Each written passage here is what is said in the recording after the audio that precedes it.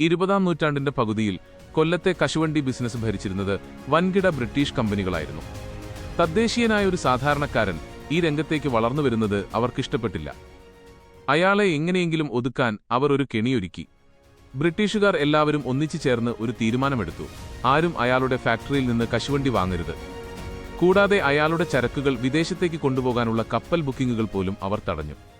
ഇതോടെ അയാൾ തകരുമെന്നും അയാളുടെ ബിസിനസ് പൂട്ടിക്കെട്ടി ഓടുമെന്നും അവർ ഉറപ്പിച്ചു. എന്നാൽ ആ മനുഷ്യൻ ഒട്ടും ഭയന്നില്ല. അദ്ദേഹം ഒരു വലിയ ബുദ്ധിപൂർവമായ നീക്കം നടത്തി. വിപണിയിൽ വില കുറഞ്ഞ സമയം നോക്കി നാട്ടിലെ കശുവണ്ടി മുഴുവൻ അദ്ദേഹം അതിരഹസ്യമായി വാങ്ങിക്കൂട്ടി. കൊല്ലത്തോ കൊച്ചിയിലോ കപ്പൽ കിട്ടാതായപ്പോൾ ചരക്കുകൾ മുഴുവൻ വണ്ടികളിൽ കരമാർഗം മറ്റ് ചെറിയ തുറമുഖങ്ങളിലേക്കെത്തിച്ചു. എന്നിട്ട് ബ്രിട്ടീഷുകാരെ പൂർണ്ണമായി ഒഴിവാക്കി അമേരിക്കയിലെ വൻകിട കമ്പനികളുമായി നേരിട്ട് കരാറുണ്ടാക്കി. ഏതാനും ദിവസങ്ങൾ കഴിഞ്ഞപ്പോൾ കശുവണ്ടി വിപണിയിൽ വലിയൊരു പ്രതിസന്ധിയുണ്ടായി.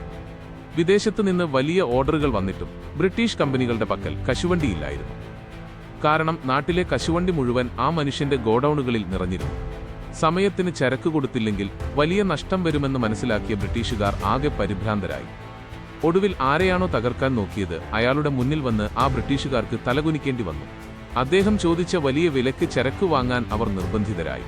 ബ്രിട്ടീഷ് കുത്തകകളെ സ്വന്തം ബുദ്ധികൊണ്ട് മുട്ടുകുത്തിച്ച് പിൽക്കാലത്ത് കൊല്ലത്തിന്റെ കശുവണ്ടി രാജാവ് എന്നറിയപ്പെട്ട ആ ഇതിഹാസ വ്യവസായി മറ്റാരുമല്ല, പ്രശസ്തമായ TKM വിദ്യാഭ്യാസ സ്ഥാപനങ്ങളുടെ സ്ഥാപകനായ തങ്ങൾകുഞ്ഞ് മുസ്ലിയാറായിരുന്നു അത്.